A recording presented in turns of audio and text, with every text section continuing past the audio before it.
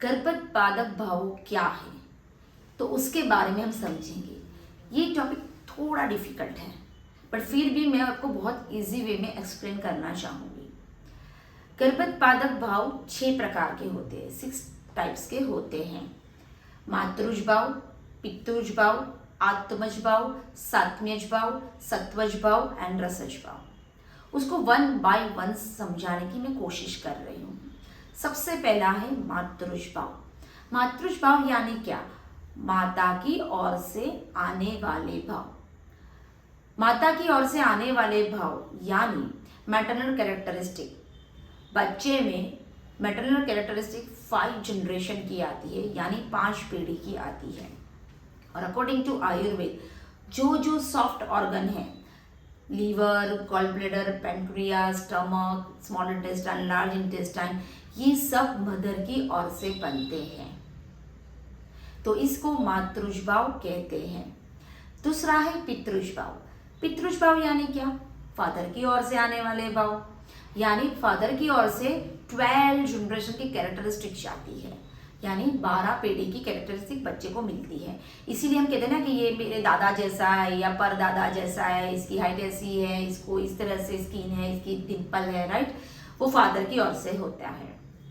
अब according to Ayurveda जो hard bone से, दांत है, नील है, हेयर है, ये सब फादर की ओर से बच्चे में जाते हैं।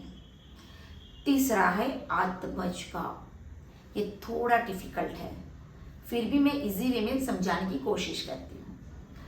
आत्मज भाव यानी आत्मा का भाव। हमारी आत्मा पूर्व जन्म के कर्म को लेके आती है। कैसे? तो एक एग्जांपल शेयर कर रही हूँ। मैं और मेरी फ्रेंड दोनों यहाँ पे खड़े हैं और कोई आके हमें 2 शब्द बोल गया और मुझे बहुत बुरा लगा कि इंसान मेरे लिए ऐसा कह जाएगा, बट वही चीज वो मेरी फ्रेंड को भी कहता है, बट वो बोलते हैं होगा, वो तो बोलता रहता है। यानी इच्छा, द्वेष, सुख, दुख, ईर्ष्या, ये सब जो इमोशंस है ना, वो हमारी आत्मा पूर्व जन्म के साथ लेके आती है। इसमें आप थोड़ा बहुत चेंजेस कर सकते हो। चौथा है सत्वज भाव। यानी क्या?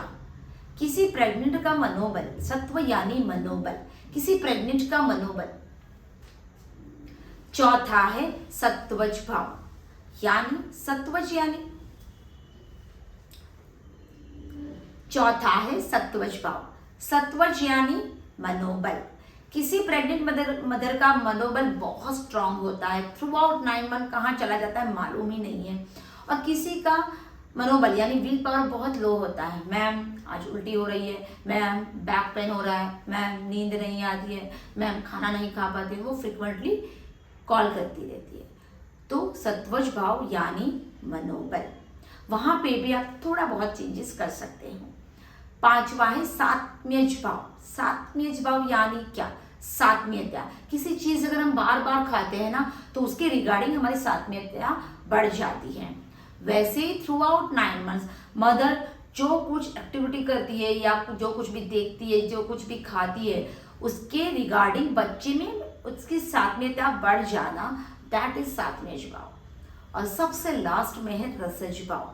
रस यानी क्या? हम 6 रस वाला फूड खाते हैं, खट्टा, मीठा, तीखा, कशेला, नमकीन, राइट, सॉल्टी फूड, ये सब जो हम खाते हैं उसके रिगार्डिंग बच्चे की सात्म्यता बढ़ जाना, यानी ये 6 रस सिमेंटेनियसली मदर थ्रू आउट 9 मंथ जो कुछ भी एक्टिविटीज करती है, योगा करती है या फिर डाइट लेती है, रीडिंग करती है या कोई स्ट्रेस लेती है, उसके रिगार्डिंग बच्चे में जो चीजें जाती है, जो इमोशंस जाते हैं, वो है रसज भाव। हमने 6 भाव देखे, मातृज भाव, पितृज भाव, आत्मज भाव, सत्वज भाव, सात्म्यज और रसज भाव।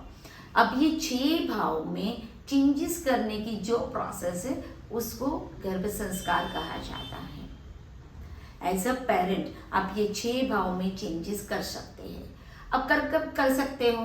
तो मातृज भाव, पितृज भाव को बिफोर कंसेप्शन आप चेंजेस कर सकते हैं, यानी प्लानिंग करने से पहले आप चेंजेस कर सकते हैं, जिसको कहते हैं बीज शुद्धि संस्कार। दूसरा है आत्मिक भाव और सत्वज भाव को कैसे चेंज कर सकते हैं? तो गर्भाधान विधि द्वारा जब आप कंसीव कर रहे हो उस समय पे आपकी जो मेंटल स्टेटस है वो वहाँ पे अफेक्ट करता है, तो गर्भाधान विधि द्वारा आप वहाँ पे चेंजेस कर सकते हो। एंड सबसे लास्ट में है सात्विक भाव और रसज भाव। सात्विक भाव और रसज भाव में आप आफ्टर कंसेप्शन चेंजेस कर सकते हैं, यानी मदर थ्रू आउट 9 मंथ जो गर्भ संस्कार की एक्टिविटीज कर रही है, जो कुछ भी उसके इंटेलिजेंट बनाने के लिए, ब्रेन डेवलपमेंट के लिए, या फिर रीडिंग और म्यूजिक और जो लॉजिकल एंड क्रिएटिव एक्टिविटीज और स्ट्रेस को रिलीज करने की जो एक्टिविटीज, योग, आसन, गर्भ संवाद, जो कुछ भी करती है, तो वो उस एक्टिविटी से ये 2 भाव में आप चेंजेस कर सकते हो।